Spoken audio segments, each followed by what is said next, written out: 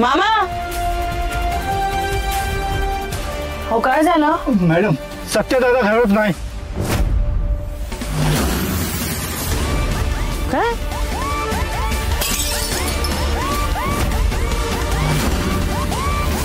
नीट check केलं सगळीकडे?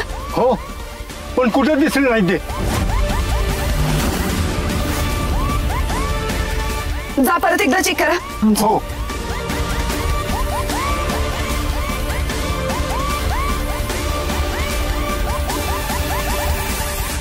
भारती मावशी, हा सत्याला रात्री बघितलं होतं तुम्ही? हो पाहिलं होतं मी.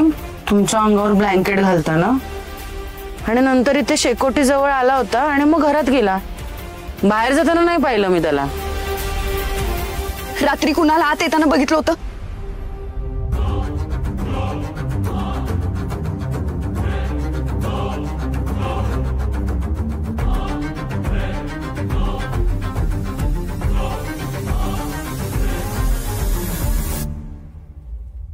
भारती मॅडम गाडी काढायला सांगा लगेच. लगेच.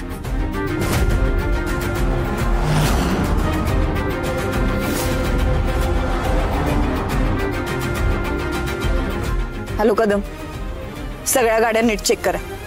एक सुद्धा गाडी चेक केल्याशिवाय पुढे सोडायची नाही. आणि मला सगळ्या चेक नाक्यावरचं सीसीटीव्ही फुटेज हवंय.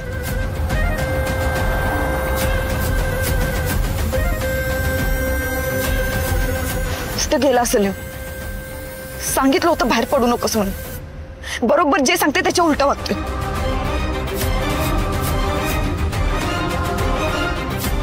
भारती मावशी पडवळ कुठे आहेत? मॅडम माहित नाही हो.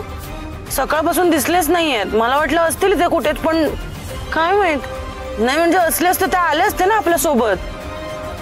फोन करून बघा कुठे. हो लगेच. जैन सर, तुम्ही ऐकलं ते खरंय सर. सकाळपासून तो घरी नाही. लवकरात लवकर त्याला शोधून काढा वाघमारे. आणि हा, ही बातमी बाहेर कुठेही पसरू देऊ नका, नाहीतर अख्ख्या साताऱ्यात गोंधळ होईल.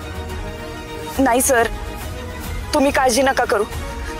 मी त्याला शोधून काढीन आणि सुखरूप घरी पोहोचू. मी सगळ्या चेक नाक्यावर चेकिंग सुद्धा सुरू केली. Yes sir. काय? हो मी लगेच सांगते मॅडम ना. काय झालं भारती मावशी?